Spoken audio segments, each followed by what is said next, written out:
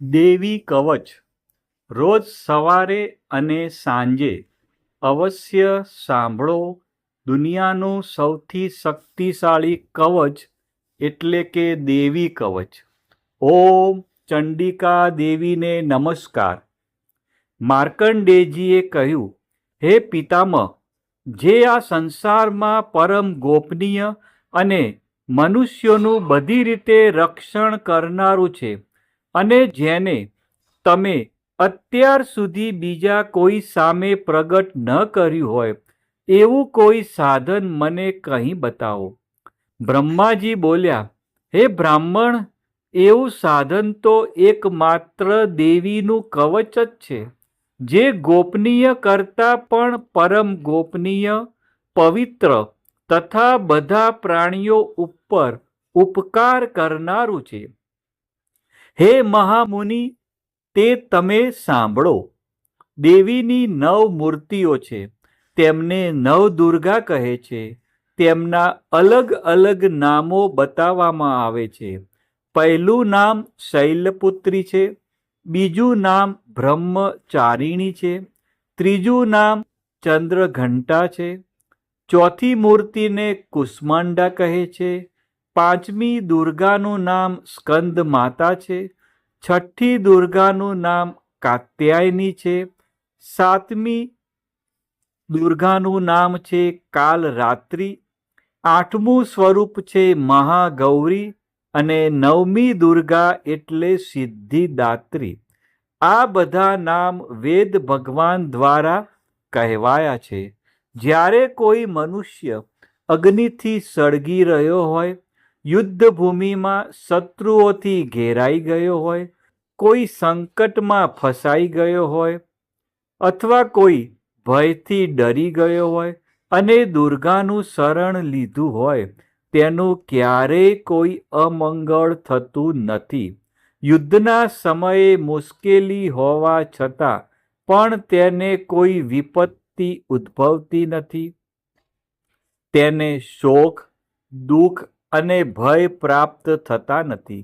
જેમણે દેવીનું ભક્તિપૂર્વક સ્મરણ કર્યું છે, તેનો અભ્યુદય નક્કી છે. હે દેવી, જેઓ તમારું ચિંતન કરે છે, તેમનું તમે ચોક્કસ કલ્યાણ કરો છો, રક્ષણ કરો છો. ચામુંડા દેવી પ્રેત ઉપર આરૂઢ થયેલા હોય છે, અને વારાહી પાડા પર સવારી કરે છે. ઐન્દ્રીનું વાહન ઐરાવત હાથી છે. વૈષ્ણવી ગરુડ પર આવે છે, અને માહેશ્વરી આખલા પર આરૂઢ થયેલા છે. કૌમારીનું વાહન મોર છે. વિષ્ણુ પ્રિય લક્ષ્મી કમળ પર વિરાજમાન છે, અને તેમના હાથમાં લાલ કમળ છે. આખલા પર આરૂઢ થયેલ દેવી ઈશ્વરીએ શ્વેત વસ્ત્ર ધારણ કરી રાખ્યા છે. બ્રાહ્મી હંસ પર બેઠેલા છે, અને બધા જ આભૂષણો ધારણ કર્યા છે. આ બધી દેવીઓ માતાઓ યોગ શક્તિઓથી સંપન્ન છે, જેઓ અનેકવિધ આભૂષણો પહેરવાથી શોભે છે. તેમણે અનેક રત્નો ધારણ કર્યા છે, ક્રોધથી ભરેલી છે, અને ભક્તોનું રક્ષણ કરવા રથમાં બેઠેલી છે. આ દેવીઓના હાથમાં શંખ, ચક્ર, ગદા, શક્તિ, હળ, મૂષળ, ખેટક, તોમર, કુહાડી, દોરડું, કુંત, ત્રિશૂળ અને ઉત્તમ ધનુષ્ય ધારણ કરેલા છે. દૈત્યોના શરીરનો નાશ કરવો અને ભક્તોને અભયદાન આપવું, દેવતાઓનું હિત કરવું એ તેમના શસ્ત્ર ધારણનો ઉદ્દેશ છે. મહારૌદ્ર રૂપ, અત્યંત ઘોર પરાક્રમી, મહાબલી અને મહા ઉત્સાહયુક્ત હે દેવી, તમે મહાન ભયનો નાશ કરનારા છો. તમને મારા નમસ્કાર છે. તમારી સામે જોવું પણ મુશ્કેલ છે. શત્રુઓનો ભય વધારનારા, હે જગદંબિકા, મારું રક્ષણ કરો. પૂર્વ દિશામાં ઐન્દ્રી શક્તિ મારું રક્ષણ કરો. અગ્નિ ખૂણામાં અગ્નિ શક્તિ, દક્ષિણ દિશામાં વારાહી તથા નૈઋત્ય ખૂણામાં ખગધારિણી મારું રક્ષણ કરે. પશ્ચિમ દિશામાં વારુણી અને વાયવ્ય ખૂણામાં હરણ પર સવારી કરનાર દેવી મારું રક્ષણ કરો. ઉત્તર દિશામાં કુમારી અને ઈશાન ખૂણામાં શૂલધારિણી મારું રક્ષણ કરો. હે બ્રહ્માણી, તમે ઉપરની બાજુએ મારું રક્ષણ કરો. હે વૈષ્ણવી, તમે નીચેની બાજુએ મારું રક્ષણ કરો. આ જ પ્રમાણે શબ જેનું વાહન છે તે ચામુંડા દેવી દસે દિશાઓમાં મારું રક્ષણ કરો. જ્યાં આગળની બાજુએ અને વિજયા પાછળની બાજુએ રક્ષણ કરો. ડાબા ભાગે અજિતા દેવી, જમણા ભાગે અપરાજિતા મારું રક્ષણ કરે. ઉદ્યોતિની શિખાનું રક્ષણ કરે અને ઉમા મારા મસ્તક પર વિરાજિત થઈને મારું રક્ષણ કરે. માલધરી દેવી મારા કપાળનું અને યશસ્વી મારા ભમરોનું રક્ષણ કરે. ત્રિનેત્રા ભમરોના મધ્ય ભાગનું અને યમઘંટા દેવી નાસિકાઓનું રક્ષણ કરે. શંખીની બંને આંખોના મધ્ય ભાગનું રક્ષણ કરે અને દ્વારવાસીની કાનોનું રક્ષણ કરે. કાલિકા ગાલોનું તથા સાંકરી કાનોના મૂળ ભાગોનું રક્ષણ કરે. સુગંધા નાસિકાઓનું અને ચર્ચિકા દેવી ઉપરના હોઠનું રક્ષણ કરે. અમૃતકલા નીચેના હોઠનું અને સરસ્વતી જીભનું રક્ષણ કરે.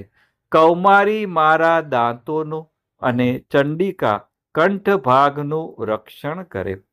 ચિત્રઘંટા ગળાની ઘંટિકાનું અને મહામાયા તાળવાનું રક્ષણ કરે. કામાક્ષી દાઢીનું અને સર્વ મંગલા મારી વાણીનું રક્ષણ કરે. નીલગ્રીવા કંઠના બહારના ભાગનું અને અન્ન નલિકાનું કૌબેરી દેવી રક્ષણ કરે. ખગીની બંને ખભાઓનું અને વ્રજધારિણી મારા બંને બાહુઓનું રક્ષણ કરો. દંડીની દેવી બંને હાથોનું અને અંબિકા આંગળીઓનું રક્ષણ કરે. શુલેશ્વરી નખોનું રક્ષણ કરે અને ફૂલેશ્વરી કુખ પેટનું રક્ષણ કરો.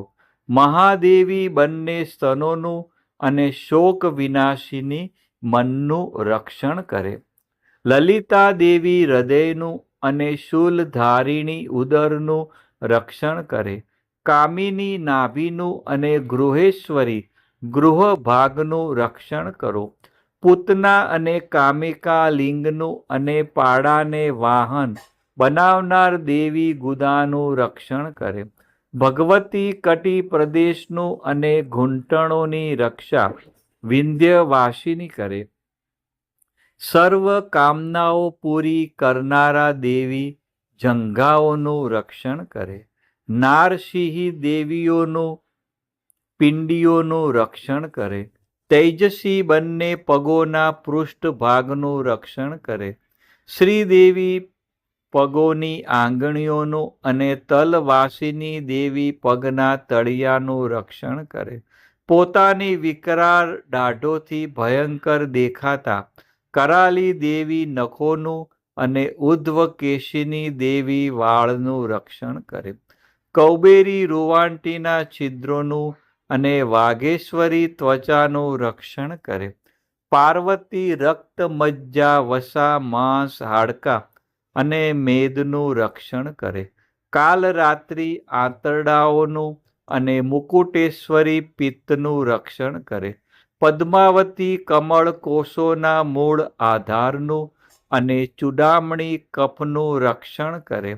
જ્વાળામુખી નખોના તેજનું અને અભેગા સમસ્ત સાંધાઓનું રક્ષણ કરે. હે બ્રહ્માણી, તમે મારા વીર્યનું રક્ષણ કરો. હે છત્રેશ્વરી, મારી છાયાનું રક્ષણ કરો. હે ધર્મ ધારિણી, મારા અહંકાર, મન અને બુદ્ધિનું રક્ષણ કરો.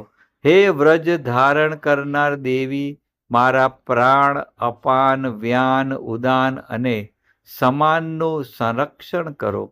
કલ્યાણથી શોભતા હે દેવી, મારા પ્રાણનું રક્ષણ કરો.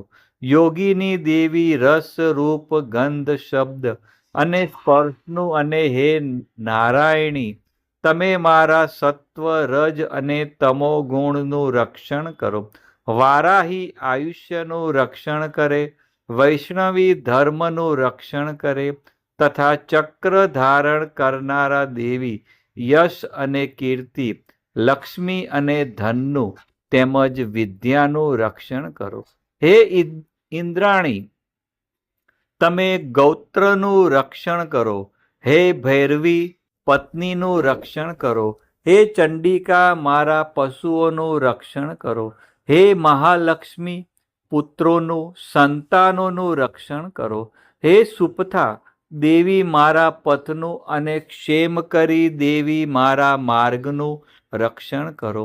હે મહાલક્ષ્મી, રાજદ્વારી કાર્યોમાં મારું રક્ષણ કરો તથા સર્વ બાજુએ રહેલા વિજયા, ચારે બાજુ રહીને રક્ષણ કરો. હે દેવી, જે સ્થાન કવચમાં કહેવાયું નથી અને તેથી રક્ષણ વિનાનું છે, તે બધા સ્થાનો તમારા વડે સુરક્ષિત થાય, કારણ કે તમે વિજયશાલિની અને પાપનાશીની છો. મનુષ્ય પોતાના શરીરનું ભલું ઈચ્છતો હોય તો તેણે કવચનો પાઠ કર્યા વિના એક ડગલું પણ ભરવું નહીં. કવચનો પાઠ કરીને જ યાત્રા કરવી. કવચના પાઠથી બધી બાજુથી સુરક્ષિત થયેલો મનુષ્ય જ્યાં જ્યાં જાય છે ત્યાં ત્યાં તેને ધન લાભ થાય છે તથા સઘળી કામનાઓ પર વિજય પ્રાપ્ત થાય છે. તે જે અભિષ્ટ વસ્તુનું ચિંતન કરે છે તેને તે અચૂકપણે પ્રાપ્ત થાય છે. તે મનુષ્ય આ પૃથ્વી ઉપર અતુલ ઐશ્વર્ય પામે છે. કવચથી રક્ષાયેલો મનુષ્ય નિર્ભય થઈ જાય છે. યુદ્ધમાં તેમનો પરાજય થતો નથી તથા તે ત્રણેય લોકમાં પૂજનીય બને છે. આ દેવી કવચ દેવતાઓને પણ દુર્લભ છે. જે આ કવચનો દરરોજ 3 સંધ્યાએ શ્રદ્ધાપૂર્વક પાઠ કરે છે તેની દૈવી કલા પ્રાપ્ત થાય છે તથા તે ત્રણેય લોકમાં પરાજિત થતો નથી. એટલું જ નહીં, તે અપમૃત્યુથી રહિત થઈને 100 કરતાં પણ વધુ વર્ષ જીવે છે. કવચ ધારણ કરનારા મનુષ્યની રાજા તરફથી સન્માન અને વૃદ્ધિ થાય છે. આ કવચ મનુષ્યના તેજની વૃદ્ધિ કરનારું અને ઉત્તમ છે. આ કવચનો પાઠ કરનારો મનુષ્ય પોતાની કીર્તિથી શોભા પામીને પૃથ્વી ઉપર પોતાના સુયશ સાથે સાથે વૃદ્ધિ પામે છે.